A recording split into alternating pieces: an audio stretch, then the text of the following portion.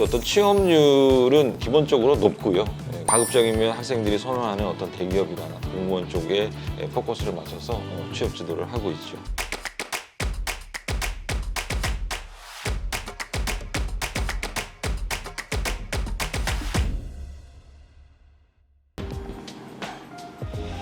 네, 안녕하세요. 대전과학기술대학교에 대한 모든 궁금증을 해결해주는 DST가 알려줄게 시간이 다시 돌아왔습니다.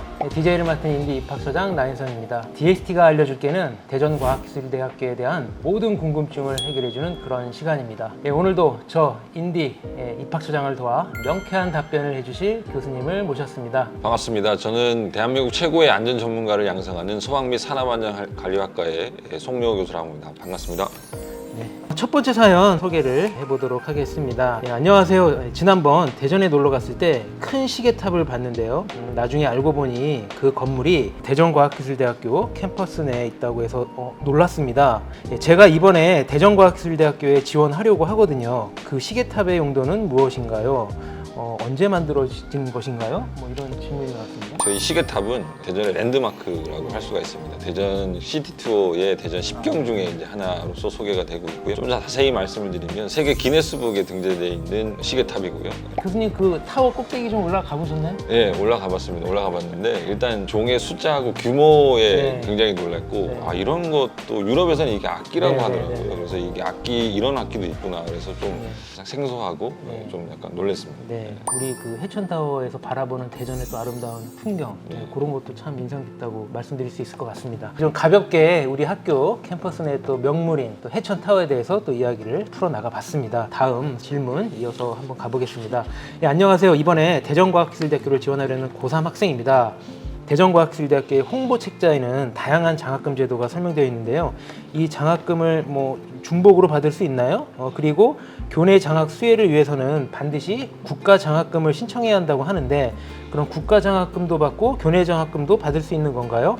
장학금 제도에 대해서 궁금합니다. 이런 질문 올라왔네요. 뭐 결론부터 말씀을 드리면 둘 다 중복으로 이제 받을 수가 있습니다. 네. 근데 이제 교내 장학금을 받으려면 반드시 이제 국가 장학금을 신청을 해야 되고 그 장학금이 지급되는 그 총액은 등록금 범위 내에서 지급이 가능합니다. 워낙 다양한 장학 제도가 있기 때문에 지금 이 짧은 시간에 다 소개시켜드릴 수는 없고 이 중에서 좀 특이한 걸 좀 말씀을 드리면 우리 대학의 이제 장학 제도는 크게 이제 세 가지로 나눌 수가 있습니다. 성적 우수하고 그다음에 우수인재 육성, 그다음에 특별 장학으로 나눠지는데 이 중에서 이제 국가기술 자격증이나 또는 국가 전문 자격증을 2개 이상 갖고 있으면 저희가 이제 재능 장학금이라고 해서 네. 받을 수가 있고요. 또 한 가지는 우리 대학의 이제 졸업생의 자녀라든지 또는 형제 자매가 저희를 대학을 졸업을 했으면 DST 가족 장학금을 또 받을 수가 있고요. 또 한 가지는 이제 각 학과의 학과장님 교수님께서 이제 추천에 의해서 받을 수 있는 DST 사랑 장학이 있습니다. 신입생 여러분들한테 다양하고 그 많은 풍부한 장학금을 준비하고 있습니다. 또 장학금에 대한 그 또 구체적인 내용도 우리 학교 홈페이지나 이런 네. 그 안내 사항을 들어오면은 더 자세하게 알 수 있고요. 네, 그 다음 또 이야기 이어 나가 볼게요. 네, 안녕하세요. 요즘 대학 수시 시즌에 대비하여 여러 학교에서 정보를 찾아보고 있습니다. 그런데 해외 연수라는 정보를 듣게 되었습니다. 대전과학기술대학교에서도 해외 연수가 있나요? 뭐 어느 과가 해외 연수가 있나요? 뭐 이런 질문을 해준 것 같은데요. 일단 저희 학과 기준으로 먼저 말씀을 드리면 저희 학과 내에서는 어떤 해외 연수의 어떤 제도 이런 것들은 없고요. 근데 학교 전체적으로 보면 교육부의 이제 혁신 지원 사업이라든지 뭐 이런 사업을 통해서 선발이 되게 되면 해외 연수를 갈 수가 있습니다. 학교 생활을 굉장히 이제 열심히 하게 되면 이 해외 연수 기회는 자동으로 이제 부여가 된다라고 생각하시면 될 것 같습니다. 네. 예, 또 한번 달려가 보겠습니다. 안녕하세요. 고3 수험생입니다. 소방 및 산업안전관리학과를 졸업하면 소방공무원이나 안전관리사로 진로를 많이 결정하던데 그 외 교육 분야로 뭐 취업하거나 다른 분야로 취업할 수 있는지 궁금합니다. 소방 특채로 또 취업도 가능한가요? 선배들은 또 뭐 어떤 직장으로 취업했는지 궁금합니다.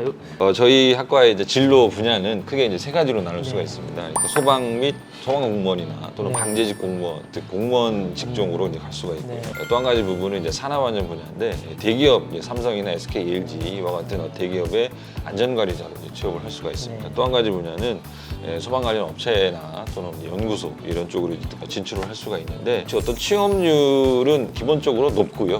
저희는 이제 취업에 대한 어떤 질 관리, 즉 퀄리티를 관리를 많이 하고 있습니다. 가급적이면 학생들이 선호하는 어떤 대기업이나 공무원 쪽에 포커스를 맞춰서 취업 지도를 하고 있죠. 그리고 또 한 가지 질문에서 이제 소방 특채로 가능한가요? 라고 어떤 질문을 주셨는데 네, 저희 학과는 그 매년 소방청에서 소방 관련 이제 경력 경채죠.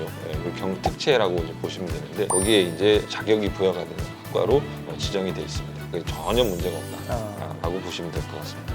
예, 이번에는 고등학교 1학년 학생의 좀 질문이 떠서 흥미로워서 한번 준비해봤습니다. 네, 안녕하세요. 저는 고1 남학생입니다. 이제 곧 2학년이 되는데 진로를 정할 시기가 와서 검색을 하다가 소방 공무원을 꿈꾸게 되었습니다. 소방안전관리학과에 들어가기 위해서는 성적이 높아야 하나요? 어떤 과목을 중점적으로 공부를 해야 하나요? 추천을 한다면 어떤 책을 좀 읽으면 좋을까요? 뭐 이런 또 질문이 올라왔네요. 일단은 성적 같은 경우는 저희 대학 입학 홈페이지 와서 확인하시면 될 것 같고요. 어느 정도 성적을 갖고 있는지 모르겠지만 중간 정도면 충분히 이제 합격을 하실 수 있다라고 생각이 들고요. 그리고 이제 어떤 과목을 중점적으로 공부를 해야 하나 이렇게 이제 질문을 주셨는데 사실 이 시기에는 어떤 과목을 집중적으로 공부한다기보다는 소방이나 또는 안전에 관심을 갖는 게 더 중요하지 않을까 생각을 합니다. 예를 들면 소방이나 또는 안전과 관련된 뭐 영화라든지 또는 뭐 드라마, 그다음에 유튜브 영상 이런 거에 좀 관심을 갖고 좀 이해도를 높이는 게 더 중요하지 않을까 생각이 들고요. 뭐 미리 읽으면 좋을 책이 있나요?라고 이제 말씀해 주셨는데 책보다는 뭐 요즘에 이제 각종 다양한 어떤 재난 이런 사고들이 이제 많이 발생하지 않습니까? 그래서 어떤 뉴스 기사라든지 이런 어떤 시사적인 어떤 책을 좀 보시면 예, 좀 진로 결정하는 데 도움이 되지 않을까 그렇게 생각을 하고 있습니다. 네. 네, 어느덧 마지막까지 달려왔는데요. 좋은 답변 감사드리고요.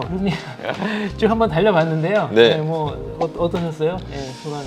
저희 학과를 소개할 수 있는 기회가 돼서 네네. 저는 좀 뜻깊게 생각을 하고요. 짧은 시간이나마 저희 학과를 소개를 했는데 좀 더 자세하게 경험을 하고 싶다 그러면 저희 학과에 꼭 오시면 될 것 같습니다. 네. 여러분 오늘도 DST가 알려줄게 속 시원한 답변이 됐는지 모르겠습니다. DST가 알려줄게 사연을 보내고 싶은 우리 예비 대학생, 신입생 여러분들은 우리 대전과학술대학교 입학 홈페이지 Q&A나 우리 이 영상 댓글로 남겨주시면 저희가 잘 선별해서 돌아오도록 하겠습니다. 구독과 좋아요, 알림 설정까지 부탁드립니다. 감사합니다. 고맙습니다. 네.